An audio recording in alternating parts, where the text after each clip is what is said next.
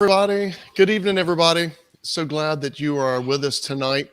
I have really grown to look forward to these Monday nights. It wasn't the most comfortable thing at first. Getting on camera and talking and especially without live audience. I'm more used to live audience, but I've really grown to love this and the interaction that we're getting to have with everybody. As a ministry that's more internationally focused. It's difficult to still feel engaged with everybody that engages with your ministry because they're scattered out around the United States and some of them around the world. So this has really become one of my favorite things to do. I wish we could do it where everybody could, be on camera like a Zoom meeting and we could chat, but that gets difficult. So we're finding the best ways to do that. And this platform has really provided a good way to do it. I'm really excited about tonight. Tonight, we are joined by one of our missionaries from Zambia, Karen TK Vandervoort. And so she's going to be sharing about our Daughters of Destiny program and rescue of girls from the streets of Kitwe, Zambia. But before we do that, I want you to hear just for a minute from Tommy Morris. Tommy and Helena Morris have just in the last year been approved to go as missionaries to Zambia. They will be joining the team that TK is on. But for right now, Tommy and Helena are both serving on the U.S. side of our staff, helping us engage and send teams and a number of things. God's just been really working some cool things in that. So he's got a little something to share tonight for just a minute. So let me just throw this over to Tommy for a minute and I'll be right back. Yeah, so we have an initiative called Commit 3. You may have heard or seen Brian talk about it, emails, maybe on YouTube. But sorry, I dropped my phone. But what we're doing in that is we have three parts of that initiative: pray, engage, and give. And so these Monday nights are an opportunity to engage with us. But there are other opportunities that have come up recently. We have recently started a podcast and a YouTube channel called Plead the Cause, where we are there to discuss what it is to plead the cause of the orphaned and vulnerable children around the world. You can find that on YouTube, and you can find the audio only files on Spotify and Apple. So if you have those for podcasts, you can go and listen to just the audio. So on top of that, again, we're doing these Monday night calls. First Monday of every month, we're going to be doing this where we're highlighting one of our elements of our ministry, usually having one of the missionaries come on or one of the staff come on and share. And then, we are going to have other opportunities to come in and engage with us to do those things. A new thing we're doing for the month of June is 30 days of prayer. So every day we have a different focus that we are praying for the kids that we serve, as well as our staff, those who do the ministry. And so if you want to do these things, join along with us, like our Facebook page, get on there. You'll get notifications. You'll get all the updates for the 30 days of prayer, like the YouTube channel. We have the Heart of the Bride YouTube channel, and we have the Plead the Cause YouTube. Like those, click the bell. When you do that, you're going to get notified anytime we put up a new video, anytime we go live, you will get a notification. But check out the Commit 3. So at the end of these Monday night calls, we have our Commit 3 group. Those who are in that get to kind of come into a separate room, and we do a little bit more, intimate setting where we talk a little bit more with the missionary or whoever it is that's presenting. And you have that opportunity to go ahead and join that tonight. So there's going to be a link that Michael will have. And if you click on that, you'll get an email. It takes about 5 minutes or so for it to all clear through the system. And you'll be able to go ahead and get into the Commit 3 group to come into the Commit 3 chat tonight after we do this presentation. So go ahead and partner with us. This is, again, prayer, engagement, and giving. You're here. You're watching this right now. So you're already engaging with us. I'm willing to bet that if you're watching this, you're already praying for us. You're already praying for the kids who are out there. Many of you probably already give. If not financially, you've given from your time. You've gone on a trip. You're already doing it. So just go ahead and make it official. Sign up for the Commit 3. That way we can get you into some special things that we have going on, special chat rooms, and you'll get other emails just about different things that are going on with Heart of the Bride. So with that, I'm going to throw it back to Brian so we can follow through with this engagement and go ahead and hear from TK and what's been going on and what God's been doing in Zambia. So Brian, go ahead, man. Thanks, Tommy. Appreciate that, man. Yeah, Michael has already, by the way, Michael Anderson, our director of development, runs all the tech for this. So we really appreciate Michael. He's already put the links up for the Commit 3 in the comments if you're on Facebook or YouTube. So you can click that and join up. And again, if you're on this call with us, you're probably already doing all this stuff. So we just want to engage with you. We really want people to be on this journey with us. That's what it's about. So here's the other thing I want to ask you to do. If you're on Facebook Live or if you're on YouTube Live, please comment just your name and where you're viewing from, so that we'll know you're with us and we'll know where you're from. And then in just a little bit, as we're engaged in this, if you have a question, type your question in there, and we'll be able to answer it, hopefully. So, or at least we'll do our best. So go ahead right now, if you wouldn't mind, just put your name and where you're viewing from, so that we know you're with us. But without further ado, let me introduce TK, Karen TK Vandervoort. Welcome, TK. How are you doing tonight? Hey, Brian. Good to see you. Yeah, it's good to see you. Karen and I are both wearing our best Zambian outfits tonight. We are. So I am. So I want to go ahead and just let everybody know, listen, my shirt was made by girls at the Daughters of Destiny house. Not the two that are in the house now, but the first two girls, Martha and Bathsheba. So we have this, we have aprons. My girls, my wife, my girls cook in them all the time. So I'm sporting it tonight, TK. I think I like it. Yep, it's good. It looks good, Brian. Yeah. Oh yeah. Hey, Tina Pizer's with us tonight, by the way. You remember Tina? Tina was there, and the Munns are with us. So you got some good friends with us already tonight. Yeah. Thank you guys for joining us.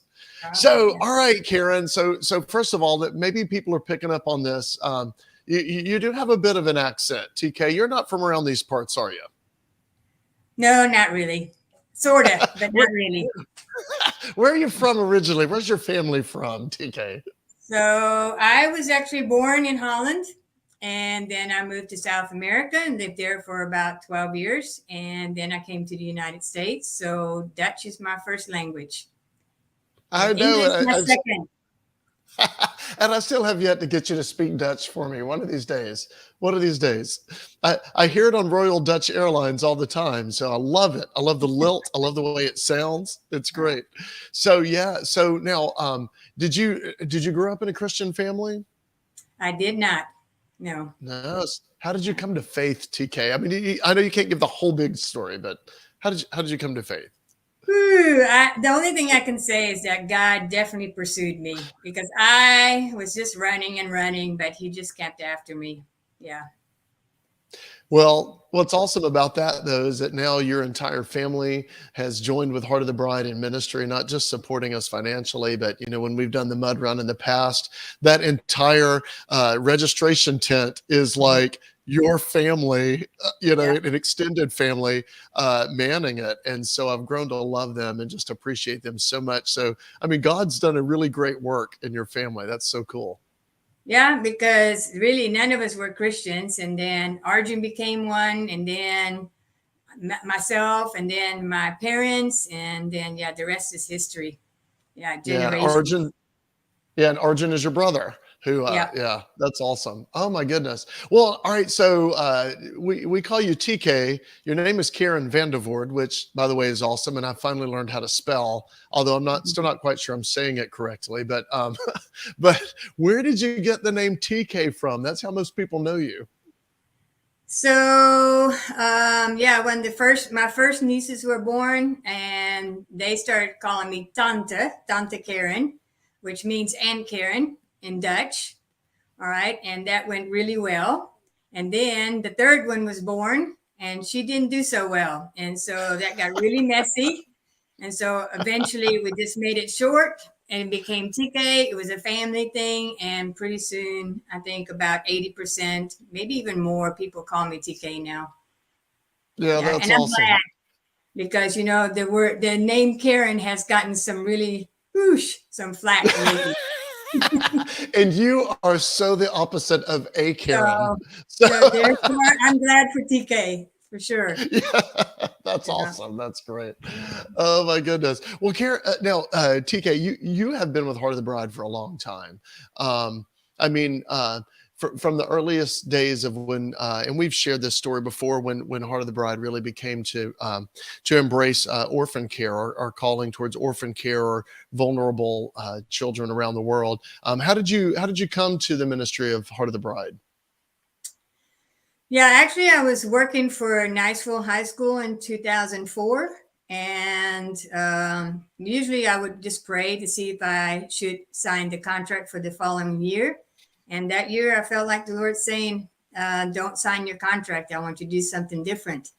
And so I didn't sign it, and I just waited. And then one day Tony approached me and said, hey, I hear you're not going back to Niceville. And I said, no. And he goes, well, what's going on? So, well, I'm not sure, except that I think I'm going to be going in and out of the country, but I don't really know what that looks like. And so, yeah, we had a conversation. He kind of explained to me what was fixing to happen with Heart of the Bride. And so I prayed about it. I felt like God's leading. I felt like he was confirming it. And yeah, here I am still. Oh, wow. I know. That's great. Oh my goodness. 2004. That's awesome. Yeah. Oh my goodness. Well, and one of the things I've always appreciated about you, TK, and the testimony of you and our other missionaries, is how much you just really rely on hearing from God. And, you know, in some of our podcasts coming up, by the way, this is one of TK's favorite things to do, is appear on video and record. So I really, really appreciate you doing this.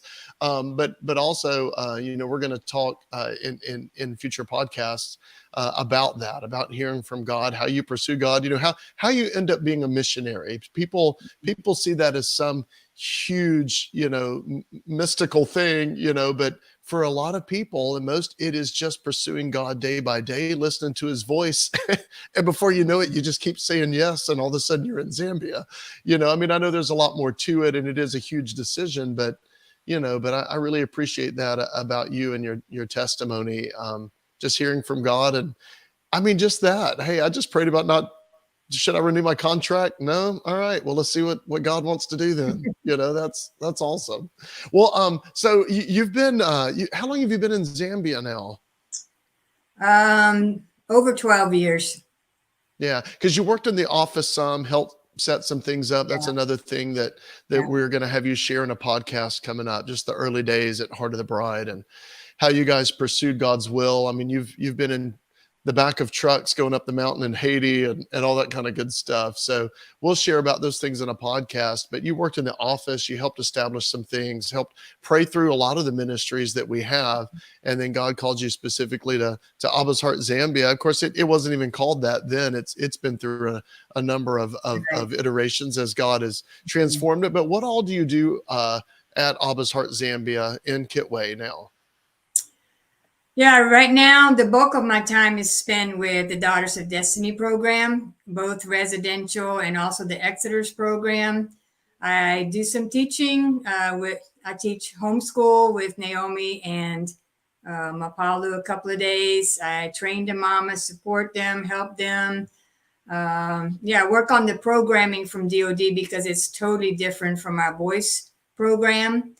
And I do some with the education. So I work with the teachers at the residential level. I do some admin, some finances, do some one-on-one. I'm on the leadership team. I'm on the discipline committee. I'm a part of the landing program for the over and 18 and the under 18. So a variety of things. It's nice to have. Yeah. It comes with experience, TK. But it's people fun. value your input on a lot of things. Yeah, and the landing program is the youth version of Celebrate Recovery, which you guys have now kind of modified or adapted to Zambia youth. So we will talk about that in future podcasts as well, about how God's working through that and really setting people free. Our students there, and I guess we should have said your professional credentials though are it's special education. Is that right? Well, I have a teaching degree, and I do have a master's in special ed. But it wasn't really what the masters didn't really cover what I was doing, but I learned a lot from that. Yeah. So yeah, well, at least you're still using your education degree. You know, Yeah. I always joke with people. It's like, yeah, I got my master's in trumpet performance and conducting is really serving me well at Heart of the Bride. You know, No, but you still God, lead worship, right? So I still yeah. lead worship. Yes, yes, yes. So, so God still allows us to use that. I always think that's so funny when people think you're going to have a degree related to all of a sudden what you're doing. well, Yeah, it well, changes. it does. Well, if you're following God, He'll take you where He wants you. Well, so the Daughters of Destiny program, we're now in our, I guess you could almost call it our second class. Our first two were Martha and Bathsheba. Hmm. How long did they spend in the program before we moved them to Exeter's? They spent 2.5 years, which is kind of short, but we felt like they were ready. And we also wanted to go ahead and take more girls off the street. So, yeah, that was a short program. With the two new girls, Mapalu and Naomi, I'm not sure we will be able to do it even in 3 years. It may even be a little bit longer. Yeah. Yeah. Yeah, we're still learning about this, but at the same time, just knowing that it has to be tailored to the kids that God Mhm. brings. I mean, Yeah. they're going to be at different levels. Do you see a difference too in how long they've been on the streets as to their mindset and how long it may take Yeah, for I them think to? that's the difference. When Bathsheba and Martha came, they hadn't been on the streets very long. And that was good for us since that it was a new program. So we could kind of experiment with things. But Naomi and Mapalu, they're the real deal. I mean, they were on the street a long time and they were definitely just a lot more traumatized, and Mhm. therefore, they have a lot more things to work through. And yeah, their mindset is totally different. Yeah. Well, let's Yeah. let's go ahead and talk about Naomi. That's what we were saying. We would kind of gear our conversation around tonight. The story of Naomi. There she is. Oh my goodness. When you see pictures from before and after, it's so miraculous. Such a beautiful smile, and you can see what's going on in her spirit. I mean, it's just Yeah, awesome. Tell she, us. she is really special. Yeah. Yeah. Well, tell us about Naomi on the street though. When you guys met Naomi. What was the Naomi like that you met? So, well, I'd like to give a little bit background, maybe Yeah, on her, because that's kind of important in the how she got there. yeah. So Naomi was born in a compound called Malenga Compound, and it's just outside of the center of Kitwe, going towards Ndola. And compounds are really hard to explain because there's a lot of poverty there, and most houses are made out of mud bricks, just like her family is right here in this picture. Sometimes they don't have windows, sometimes they don't even have doors. They're usually about one room or maybe two rooms, but definitely just a lot of poverty, and also a lot of a lot of sin going on in those Mm, in those communities. And so, yeah, I guess she was just like a normal child. I asked her, what did you used to play when you were young? And she was telling me about these different Zambian games. The only thing is, she never had the opportunity to go to school. And that's mhm, pretty common in the compound also, even though primary education is actually free, but they mm, have to have a uniform and shoes and maybe a backpack. So what we're talking about is like $60 a year. Okay. yeah. And those kids are missing out of school for $60. Mm, That's how poor they are.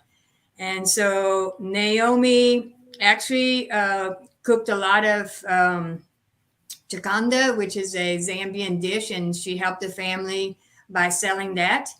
When her brother was born, that's Aaron. Aaron, and his nickname is Bobo. All right. mhm, She pretty much took care of him then, but then Naomi's mother died of complications that had to do with HIV. And so mm, that left Bobo and Naomi with her father, who's in this picture right here.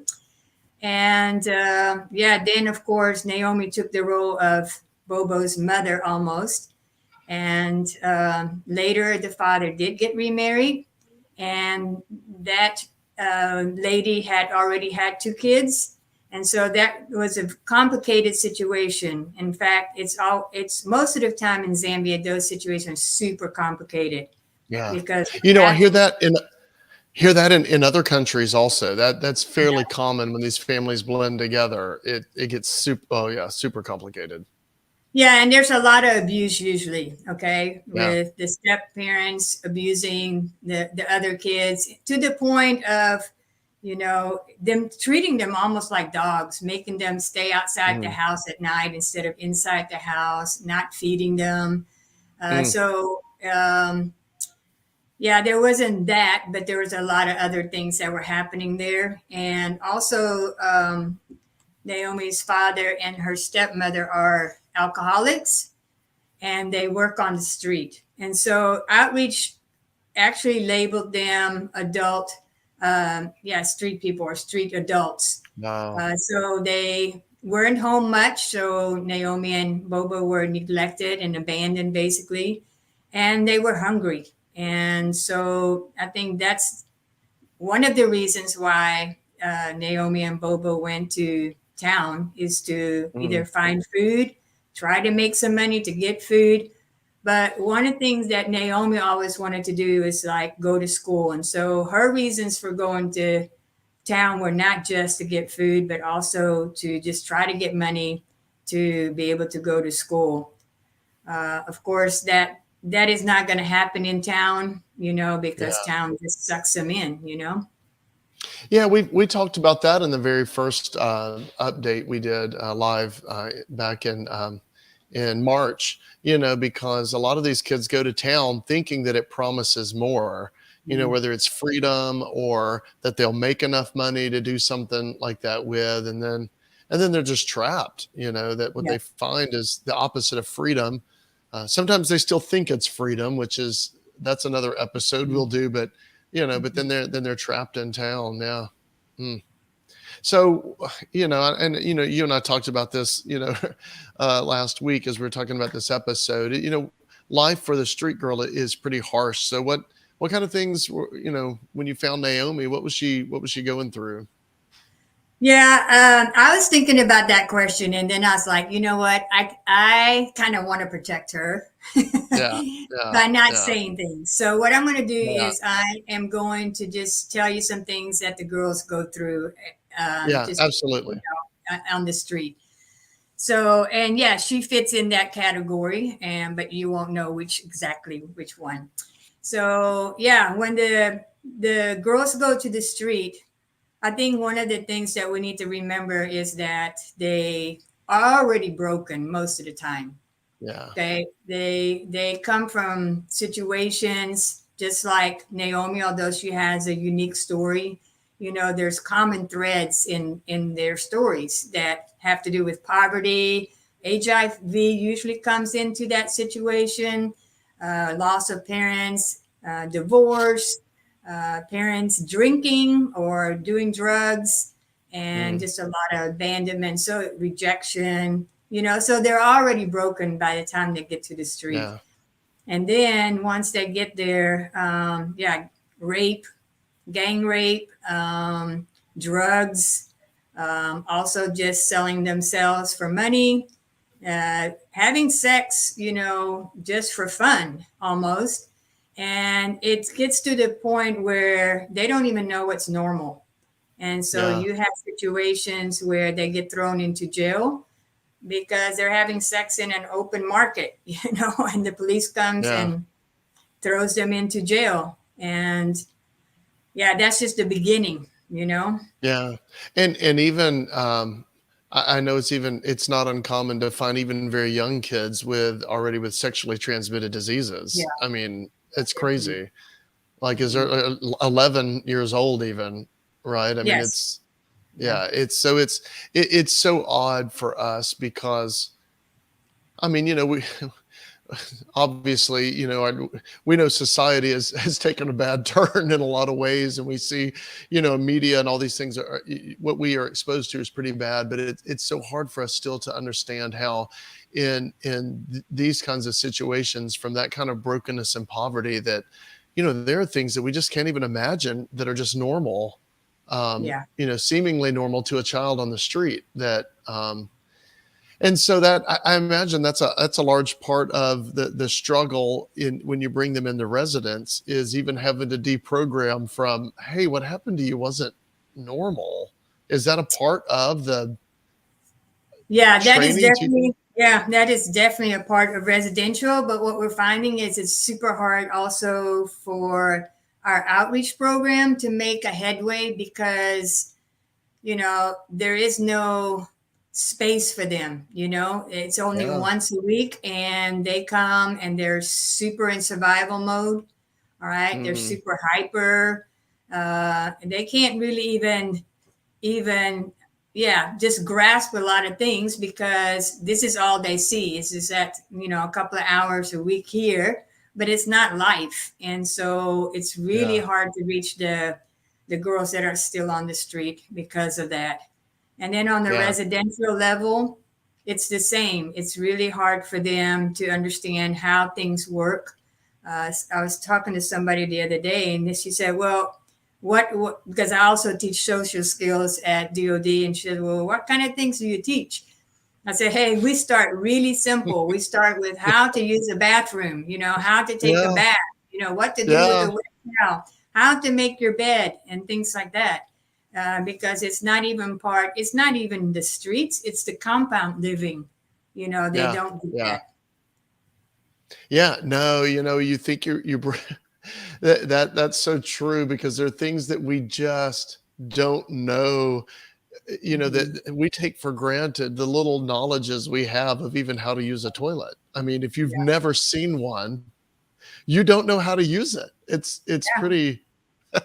Oh my goodness. Well, so now, why was Naomi? So later on in a couple months, we're going to actually have our outreach directors on one of these Monday night lives, and they will share more about outreach and how we choose children for residents, both boys and girls. But do you know a little bit about why Naomi, like the qualities they saw in Naomi that led her to be chosen for residents?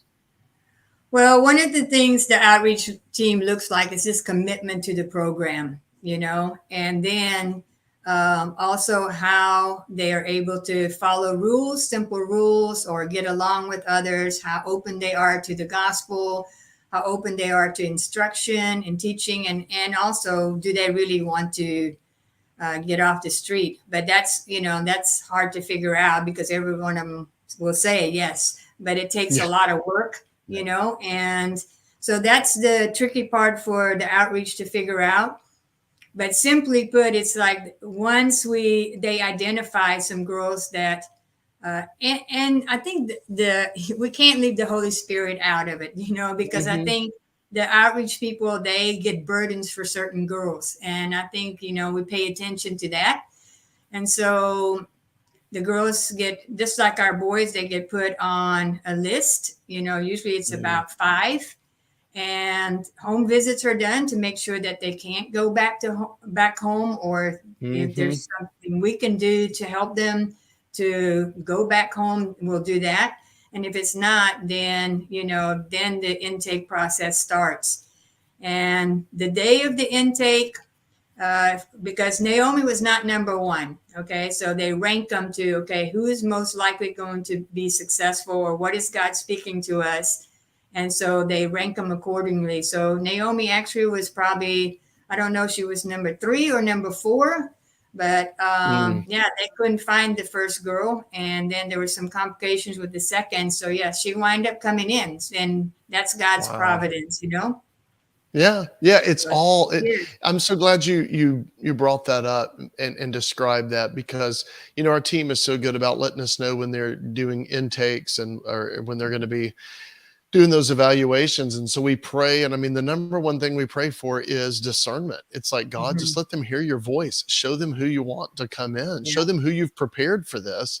And then right there, even at 0 hour, right at the last minute, Yeah. he steps in and he'll shuffle the deck. You guys have, 3, 4, 5 people on, and then he just totally rearranges it. So it's cool to just know that God's in that. And boy, you guys have, shared and I haven't been able to see Naomi and Apollo since the very beginning, but you guys have just shared about how different they are. I mean, they're, well, first of all, tell us about Naomi's transition. How was her transition into residence, and how did she do with that? Well, of course, she came in just like she was on the street, and that was super hyper and super loud.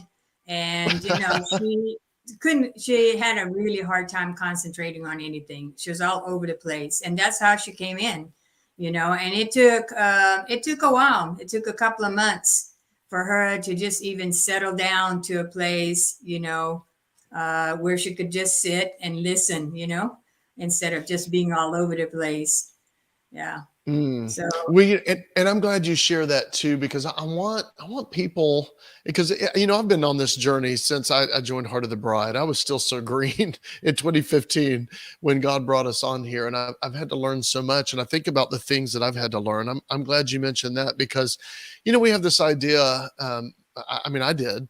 Early on that, so a kid agrees to come in and you guys agree to take them. They come in and you just start discipling them, like right away. We're talking about Jesus, and but my goodness, it takes months. You just described it sometimes for them to get whatever's in their system out, whether it's chemical or whether it's just mental and the concentration factor, to get to the point where they can sit and listen and you can begin to share about deeper things or just begin with the basics. Right? It takes, sometimes it's months. I know you're already engaging, you're already living the gospel, you're already sharing, but to actually to begin to teach and sometimes it's months before you even get to that point. Yeah. They have to feel trust and they have to feel safe, that's what I said. They are in sex, high intensity of being, trying to be safe and just be in that alert state all the time. Yeah. And I'm glad you mentioned that too, that it is a long process of building trust. Trust-based relational intervention is really growing in its application internationally and of course domestically here in the foster and adoptive system, and other trauma strategies. You guys have been trained, I know, in trauma informed care, and that building trust is so key at the beginning before they will listen. I imagine on the street, it's probably pretty hard to know who you can trust. Yeah. And it's also like, it's not safe. So, I can just see the difference in Naomi now and how she came in and can say, hey, I think, she definitely feels safe. She knows she's safe there. She doesn't have to watch behind her, or, she doesn't have to figure out who can I trust and who can I not trust. Like, it's just like a peaceful kind of way of being. Yeah. Well, and that too, because I know there's a big difference. And, she's safe the moment she steps in there, but it is a long time before she can feel safe. And, Right. Trust and letting your guard down isn't going to happen until until any of these kids actually trust and feel safe. That's a huge turning point. Huge turning point. Well, so you've talked a little bit about how she is now, but tell us about her recent visit with her family and how that went. Yeah. So after they've been with us a while, then we try to kind of reintegrate them with their family, and it goes very slow. We may just let them stay at their families for a couple of hours the first time, and then increase that time to a day. And the thing about Naomi is that she's super sensitive to the things of God. You don't have to tell her to read her Bible. She'll read her Bible. And you can also tell that, she wants to know, well, what's God's way, of doing these things. So But the thing is, when she went home the last time, um, she was brokenhearted because of her family. There's, obviously they're still drinking, and everything is Mm, just a mess. And she just began to preach the gospel to them, wow. and she's told them nothing is going to happen until you accept Christ, and so that was huge for me, to see that, because it's not just at DOD. I mean, it's in her, and that's, she just takes it with her wherever she goes, which was a huge blessing for me, Yeah. Wow. because you don't Well, see and that very often. no, and it is the heart of, of our desire and vision is, it is we rescue as we, we want to fulfill what God has told us to do. I mean, it's not just bringing healing and rescuing a child from physical harm. We are making disciples. I mean, that is the ultimate goal, is that just like for the kids that are, our children in our homes, is that we want to one day send them out as mature disciples and believers in Christ. And so to see her already fulfilling the whole, hey, go and make disciples, and as Mhm. Paul told Timothy in 2 Timothy 2, make disciples who make disciples, even just after this short time, Naomi's already sharing the gospel with her family. That's one of the most exciting things I have heard all Yeah, year. it I is. love that. Yeah, I it love is. that. It's very exciting. Yeah, and she Wow. has a long way to go in healing and things like that, but it's not stopping her. And she Wow. also Oh, gave praise her the Lord. testimony at church, and that was like totally spontaneous. There was the pastor just said, "Hey, is there anybody who would like to testify?" And she just went up there, and she was not afraid to say, "Hey, I used to live in the streets," Yeah. and that in itself is also very huge, um, because it's like they have left, she has left that life behind, and we still Wow. have some boys that have been with us for 9 years, and they cannot say that. They will not use Wow. that in their testimony. If Wow. you even Because mention street, it's yeah, admitting a lot of things, even in just saying those words. yeah, there's still, for them, for a lot of them, there's still an identification with it somehow, and they Mm, just can't seem to get past that. So if you even mention street kids, that is super hard. It just triggers them. And but with wow. Naomi, you don't see that. Oh, wow. That is Yeah. awesome. Oh my goodness. Wow. Well, that is so super exciting, TK. Thank you so much for sharing tonight. Just a bit of this journey, with Naomi and with the Daughters of Destiny program. It is, I was I'm blessed to have been at Heart of the Bride when this program launched, even though I wasn't involved with it at that point. But I remember, you know. Stephanie, who helped launch this, who really Mhm. had the heart while she was in Zambia, oh, and hey, yeah, so that's all the girls right there. That's the four Yeah. right there. Tell us who they are from left to right, so everybody From knows. Okay, so the first one is Martha, and then there's Bathsheba. They're both in the exiting program, and then there's Mapalo, and then there's Naomi on the end. And those smiles say Yeah. so much. I mean, they just say so much. I love it. Um, but I remember, and that's two of the mothers, right? Two of the mamas. Yes. Uh-huh. Yeah. Mama Agnes on the left and Mama Charity on the right.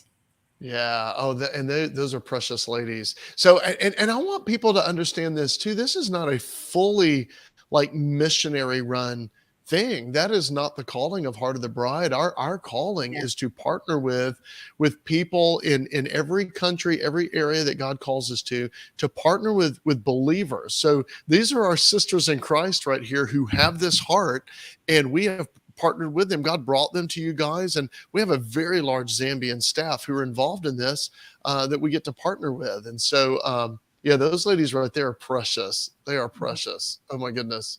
Well, but what I was saying is that I remember, when we may have 18 boys in residence, but you guys were like, we're going to take two girls at a time because it's Mhm. going to be intense, and it has proven to be so, hasn't it? Right. Yeah, it has. And we can also do the programming different, you know, because it's kind of determined, you know. It's like we try to shoot for 3 years, and so we have to be very intentional about everything we do. So every 6 months, we do a reevaluation of everything we're doing in every category, and then whatever has not been accomplished, we add to the list for the next 6 months, and then we just keep adding things in the areas of Wow. social skill, discipleship, tailoring, farming, God's way, school, any of those kind of categories. So Yeah. it's a Oh, little bit different. yeah, it is. And those girls, I mean, they learn so much from farming to tailoring, like you said, and cooking, all the skills. Oh my goodness. It's so impressive. And I think you sent me a picture not too long ago of Martha cutting grass. You know, I mean, it's just, Mowing. yeah, mowing the grass. I mean, that's great. You know, I mean, it's things that they probably never even thought of or they would ever need to know. So, oh my goodness. Yeah, they're there tailoring and in school.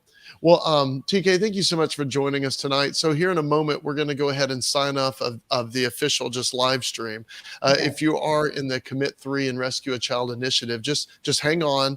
The screen is going to go to just a generic screen for about 30 seconds while we just take a break in between, and we'll end the live stream in that.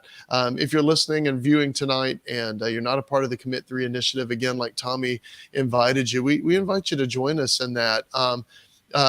Initially, we you know, it was pray, engage, and give. We were saying, hey, pray, engage, and give at least $1,000 a year. I'm just going to be honest with you all, and we're going to share about this soon. We just feel led to drop the whole ask of a certain amount. If you are engaging with us, praying, engaging, and giving in any way with Heart of the Bride, and however you feel led, we want you to join that initiative because we want you to take this journey with us. Okay, so we're just saying our bad.